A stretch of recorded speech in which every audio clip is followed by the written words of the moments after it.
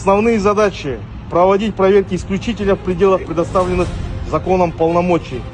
При установлении личности и проверке документов соблюдать требования законодательства и установленный порядок обращения с гражданами.